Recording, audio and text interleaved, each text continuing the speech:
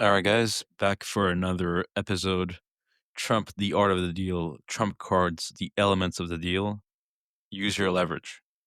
Trump says the worst thing you can possibly do in a deal is seem desperate to make it. That makes the other guy smell blood, and then you're dead. The best thing you can do is deal from strength, and leverage is the biggest strength you can have. Leverage is having something the other guy wants, or better yet, needs, or best of all, simply can't do without. Unfortunately, that isn't always the case, which is why leverage often requires imagination and salesmanship. In other words, you have to convince the other guy it's in his interest to make the deal. Trump is going to then list three examples of how he used leverage to get his way in deals. The first one is with the Commodore Hotel on East 42nd Street. He was trying to get city approval, and in order to get it, what he did is he convinced the owners of the hotel to go public with the fact that they were planning to close down the hotel.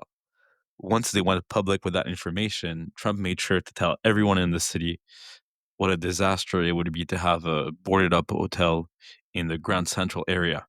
Right, so that pressured eventually the city officials to realize it wouldn't look good for the city to have a closed hotel in that area, and that helped him eventually get the approvals to take over that project. Same thing in Atlantic City for the Holidays Inn.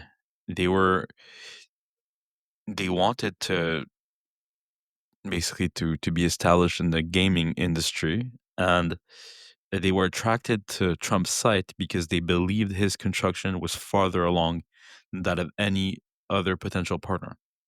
Trump says, in reality, I wasn't that far along, but I did everything I could, short of going to work at the site myself, to assure them that my casino was practically finished.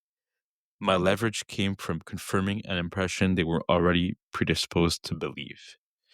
Right? So Trump made sure that in the headlines, in the looks of it, and he did everything he could to uh, confirm and to further the impression and eventually the reality that his site was the most ready site for a partnership, and that's how Holiday Inn chose to go in partnership with him there. Finally, the third example is on the west side of Rail Yards. So at the time of this book publication, NBC, the TV network in the US, there were talks that they were going to leave the city of New York to go to New Jersey. Or, yeah, they were going to change their headquarters. And Trump had bought land near the Hudson Yards in um, right the west side of Manhattan. He named the project Television City, right? And the reason he named it Television City was kind of to force the impression that this is where um,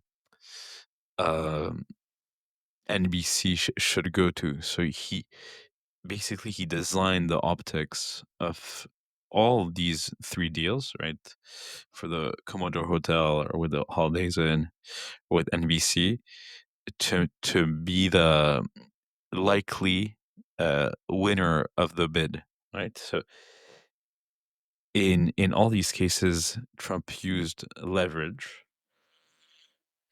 and it's worth repeating his definition of leverage here. Leverage is having something the other guy wants, or better yet, needs, or best of all, simply can't do without.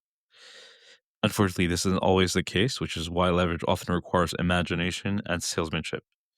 In other words, you have to convince the other guy it's in his interest to make the deal. Right. So this is something Trump used throughout his career, and this is something that we can walk away with. Leverage, don't make deals without it.